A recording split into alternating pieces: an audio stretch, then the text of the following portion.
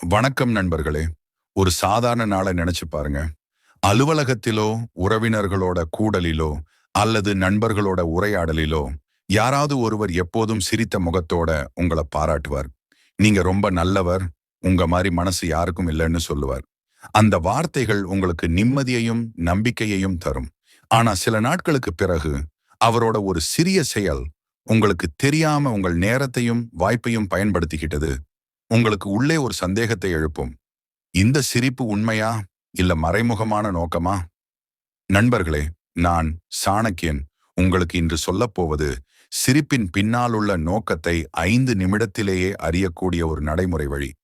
என் அனுபவத்தில் ஒரு அடிப்படை உண்மை இருக்கிறது. வார்த்தைகள் மனிதனை வெளிச்சமா காட்டாது. அவன் செய்கையின் தொடர்ச்சிதான் அவன் உள்ளத்தை காட்டும்.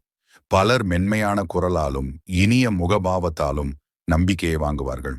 ஆனால் அவர்கள் செய்யும் சிறிய தேர்வுகள் எப்போதும் உங்களிடம்தான் உதவி கேட்பது, உங்களிடம்தான் தகவல் பெறுவது, இவையெல்லாம் ஒரு முறைமையை உருவாக்கும். அந்த முறைமையை கவனிக்காதவன் தான் பின்னாளில் என்னை ஏமாத்திட்டாங்கன்னு வருந்துவான். ஆகையால் முதலில் நீங்கள் கவனிக்க வேண்டியது அவர் சொல்வது அல்ல, அவர் தொடர்ந்து செய்வது.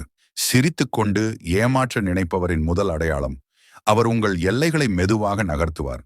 ஆரம்பத்தில் சிறிய உதவி, நீங்கள் சம்மதித்தால் அடுத்த முறை கொஞ்சம் பெரிய கோரிக்கை. மீண்டும் சம்மதித்தால் உங்கள் திட்டத்தையே மாற்றச் சொல்வார்.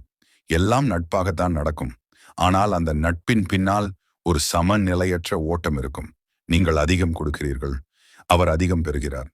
உண்மையான உறவில் பரிமாற்றம் இருபுறமும் இருக்கும். பயன்படுத்தும் உறவில் ஓட்டம் ஒரே திசை. இரண்டாவது அடையாளம், அவர் தகவலை சேகரிப்பார், பொறுப்பை பகிர மாட்டார். நீங்கள் உங்கள் யோசனைகள், திட்டங்கள், சந்தேகங்கள் எல்லாம் திறந்த மனதுடன் பகிரும்போது அவர் கவனமா கேட்டு பாராட்டுவார்.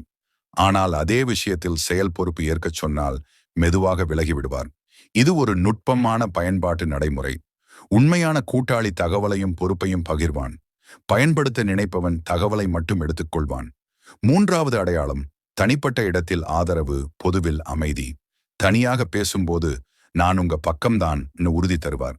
ஆனால் ஒரு முரண்பாடு வெளிப்படையாக வந்தால் அவர் மௌனமாயிருப்பார். ஆபத்தை ஏற்காத ஆதரவு உண்மையான ஆதரவு அல்ல. உண்மையானவர் சூழ்நிலை மாறினாலும் தன் நிலைப்பாட்டை மாற்ற மாட்டார். நான்காவது பாராட்டு, ஆனால் ஆதாரம் இல்லாமல். நீங்க ரொம்ப நல்லவர்னு சொல்வது எளிது. ஆனால் அந்த பாராட்டுக்கு பின்னால் உங்கள் நேரத்தையும் முயற்சியையும் மதிக்கும் செயல்கள் இல்லையெனில் அந்த பாராட்டு அடுத்த கோரிக்கைக்கான பாலம் மட்டுமே. உண்மையான பாராட்டுக்கு சான்று இருக்கும். உங்களுக்கு வாய்ப்பை உருவாக்குவது, உங்கள் எல்லையை மதிப்பது. ஐந்தாவது, குற்ற உணர்வை தூண்டும் வார்த்தைகள். நீங்க இல்லனா நான் என்ன செய்வேன்னு சொல்லி உங்க நல்ல மனசை அழுத்தம் கொடுத்து பயன்படுத்துவார். நீங்கள் இல்லைன்னு சொன்னால் உங்களுக்குள்ளே குற்ற உணர்வு எழும். இது உதவி கேட்பது அல்ல, உணர்ச்சி அழுத்தம். உண்மையான உதவி இருவரின் மரியாதையையும் காக்கும். அழுத்தம் கொடுத்து வாங்கும் உதவி ஒருவரின் எல்லையை உடைக்கும். நண்பர்களே, இந்த அடையாளங்களை அறிதல் சந்தேகமாக வாழ்வதற்காக இல்லை, தெளிவாக வாழ்வதற்காக. எல்லோரையும் தவறாக பார்க்க வேண்டிய அவசியமில்லை. ஆனால் எல்லோரையும் கண்மூடித்தனமாக நம்ப வேண்டிய அவசியமும் இல்லை. உங்கள் நேரம், உங்கள் தகவல், உங்கள் ஆற்றல், இவை அனைத்தும் மதிப்புள்ள சொத்து. அதை யாருடன் பகிர்கிறீர்கள் என்பதை அறிவோடு தேர்ந்தெடுப்பதுதான் தன்னறிமை. இப்போது நான் சொல்லும் நடைமுறை 5 நிமிட தெளிவு. முதலில் உடனடி சம்மதத்தை தள்ளிவை. யாராவது கோரிக்கை வைத்தால் 2 தெளிவான கேள்விகளை கேள். இதன் நோக்கம் என்ன? இதில் என் பங்கு எவ்வளவு? உண்மையானவர் தெளிவாக விளக்குவார். பயன்படுத்த நினைப்பவர் குழப்பமான பதில்களால் விஷயத்தை மாற்ற முயல்வார். இந்த 2 கேள்விகள் சிரிப்பின் பின்னாலுள்ள நோக்கத்தை வெளிச்சத்துக்கு கொண்டு வரும். அடுத்த நிமிடம் முறைமையை சோதிக்க. இது ஒரு முறை நிகழ்வா இல்ல தொடர்ந்து வருகிற கோரிக்கையா? ஒவ்வொரு முறையும் நீங்கள் கொடுக்கிற அளவு அதிகம், அவர் பகிரும் அளவு குறைவு என்றால் அது எச்சரிக்கை. சமநிலை இல்லாத இடத்தில் நம்பிக்கை நீண்ட காலம் நிலைக்காது. மூன்றாவது, எல்லை சோதனை. அமைதியாக ஒரு சிறிய வரம்பை வையுங்கள். இப்பொழுது முடியாது, பிறகு பார்க்கலாம். உண்மையானவர் உங்கள் வரம்பை மதிப்பார். பயன்படுத்த நினைப்பவர் உடனடி அவசரத்தை உருவாக்கி அழுத்தம் கொடுப்பார். உங்கள் எல்லைக்கான அவரது எதிர்வினையே அவரது நோக்கத்தை வெளிப்படுத்தும் கண்ணாடி. நான்காவது, தனிப்பட்ட மற்றும் பொதுவான நடத்தை ஒரே மாதிரியா என்று கவனியுங்கள்.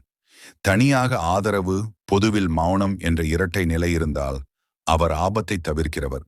நிலைத்த தன்மை தான் உண்மையின் அடையாளம். ஐந்தாவது, செயல் சான்று. வார்த்தைகளை விட செயல்களை பாருங்கள். அவர் உங்கள் நேரத்தை மதிக்கிறாரா? உங்கள் முன்னேற்றத்திற்கு தெளிவான உதவி செய்கிறாரா? இல்லையெனில் பாராட்டு வெறும் பாலம் மட்டுமே. இறுதியில் செயல்தான் உண்மையை நிரூபிக்கும். இந்த 5 நிமிட தெளிவை வளர்க்க ஒரு பழக்கம், மெதுவான ஒப்புதல். உடனே சரி என்று சொல்லாதீர்கள். நான் யோசித்து சொல்லுகிறேன் என்று இடைவெளி கொடுங்கள். பயன்படுத்தும் முயற்சி வேகத்தில் வேலை செய்யும். தெளிவு மெதுவாக உருவாகும். அந்த இடைவெளியில் உங்கள் மனம் உணர்ச்சியிலிருந்து விலகி உண்மைகளை பார்க்கும். நேரடியான மோதல் எப்பொழுதும் தேவையில்லை. யாராவது உங்களை பயன்படுத்த முயன்றால் அவர்களின் அணுகலை அமைதியாக குறைக்கலாம். தகவல் பகிர்வை அளவோடு வைத்துக் கொள்ளலாம். உங்கள் கிடைப்புத் தன்மையை தேர்வாக மாற்றலாம்.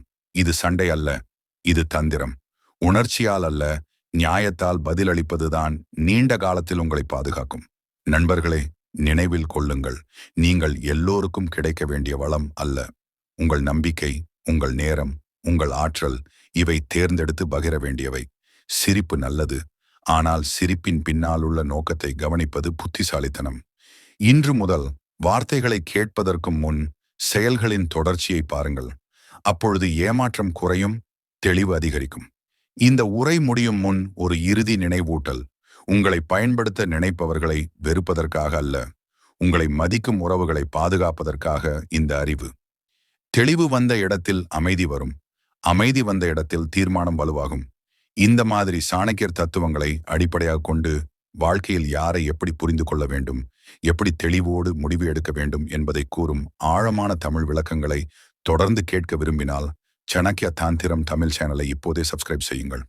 அடுத்த வீடியோவில் இன்னொரு பயனுள்ள உண்மையோடு சந்திப்போம்.